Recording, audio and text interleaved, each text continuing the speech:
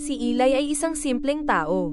Hindi siya mayaman o kilala sa buong bayan, pero may malasakit siya sa mga tao at tapat sa mga pangarap.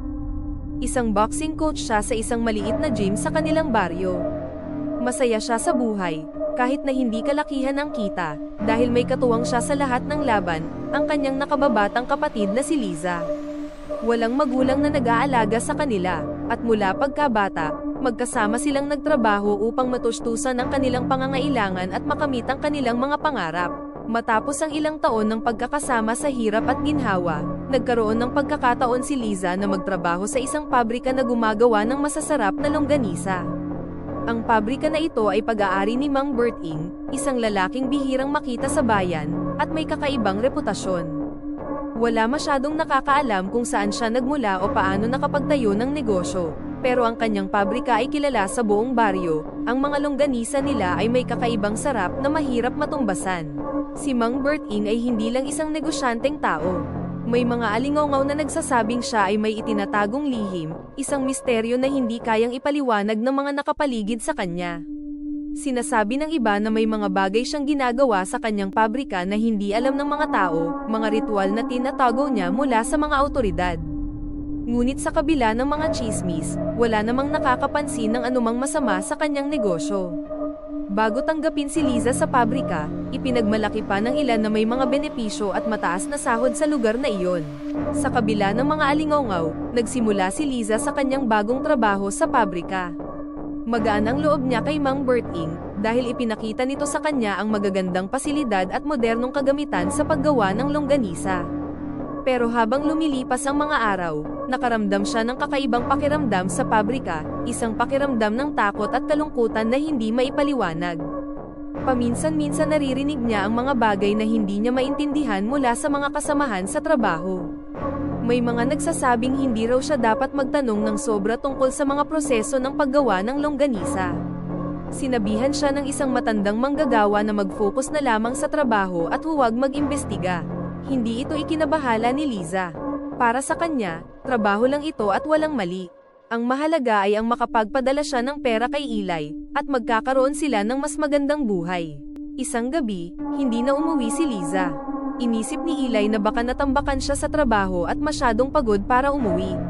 Pero nang ilang araw na siyang hindi nagpaparamdam, nag-alala na si Eli. Palagi niyang tinatawagan si Liza ngunit walang sagot. Nagpunta siya sa pabrika upang personal na hanapin ang kapatid. Pagdating sa pabrika, nagpaalam siya sa isang security guard upang maglibot at magtanong-tanong baka may nakakita sa kanyang kapatid, at dito niya nakita ang isang manggagawa na kilala niyang matagal nang nagtatrabaho doon. Nang tanungin niya ito tungkol kay Liza, tinawanan siya ng manggagawa at sinabing baka ito ay nag-AWOL.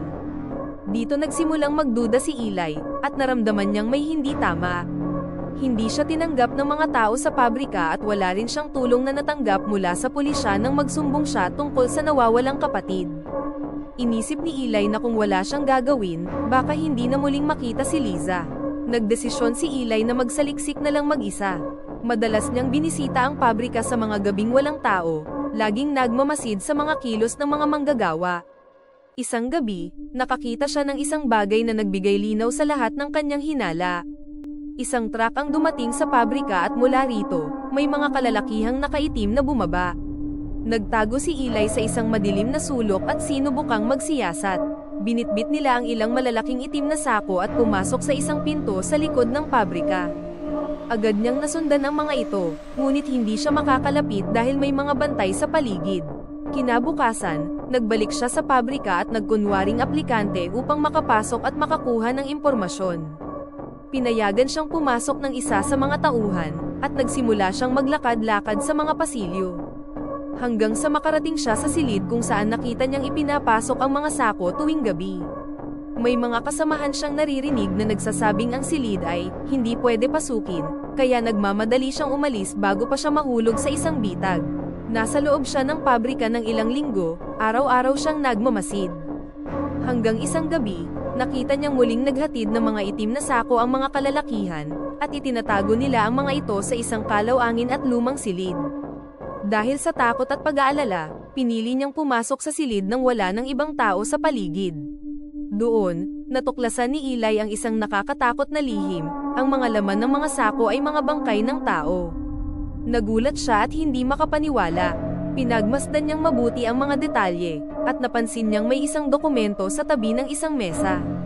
Sa dokumento, makikita ang isang listahan ng mga pangalan, lahat ng mga pangalan ay mga biktima na naging bahagi ng kanilang negosyo. Nang makita niyang ang pangalan ng kapatid niyang si Liza ay naruroon, napuno siya ng takot at galit. Habang naglalakad-lakad siya sa loob ng pabrika, naramdaman niyang ang lahat ng mga mata ay nakatutok sa kanya. Nang makarating siya sa isang sulok, napansin niyang may isang lalaking nakatayo sa dilim, nakasombrero at may malupit na ngiti sa labi. Si Mang Berting, na parang nakakaalam ng bawat kilos ni Eli. "Nag-iisa ka na lang ngayon, Eli," wika ni Mang Berting sa isang malamig na tinig. "Nakita mo na ang aking sikreto. Walang pupuntahan ang mga katawan ng mga biktima, kundi sa aking mga produkto." Agad na umatras si Eli at tinangkang tumakas. Pero hindi siya nakaligtas. Hinaranggan siya ng mga tauhan ni Mang Berting at pinilit siyang sugurin. Kahit na may kasanayan sa boxing, nahirapan siya.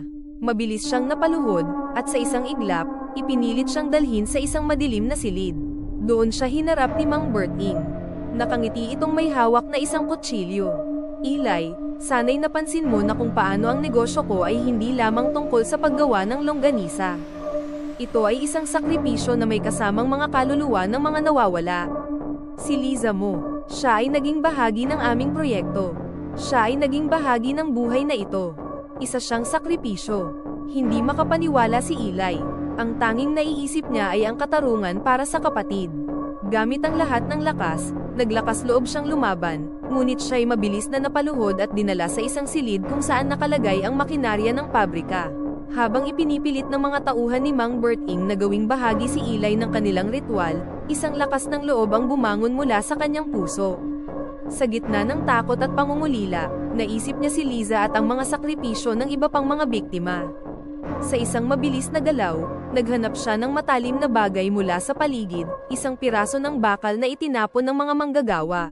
Sa tulong ng kanyang kasanayan sa boxing, pinabagsak ni Eli ang mga tauhan ni Mang Berting. Isa-isa niyang pinatumba ang mga ito, at sa kabila ng sugat at pagod, nagawa niya pa ring sunugin at pasabugin ang pabrika. Agad siyang tumakas at ang buong pabrika ay nagliyab, nawala lahat ng ebidensya ni Mang Berting. Makaraan ang mga linggo, napabalita sa buong bayan ang pagsabog at pagkawala ni Mang Berting. Walang natagpo ang katawan ni Mang Berting, ngunit may mga nagsasabing nakakita sila ng matandang lalaking may-ari ng pabrika na tila hindi namatay, kundi patuloy pa rin siyang nagbebenta ng longganisa sa bayan. Ngunit para kay Eli, tapos na ang lahat. Sa kabila ng pagkawala ni Liza, natutunan niyang magpatawad sa kanyang sarili at sa mga biktima. Alam niyang hindi pa tapos ang laban, at ang mga kaluluwa ng mga namatay sa pabrika ay patuloy na maghahanap ng katarungan. Tapos na po. Kung interesado kayo sa mga ganitong kwento, huwag kalimutang mag-subscribe upang maging updated sa mga susunod na video. Salamat!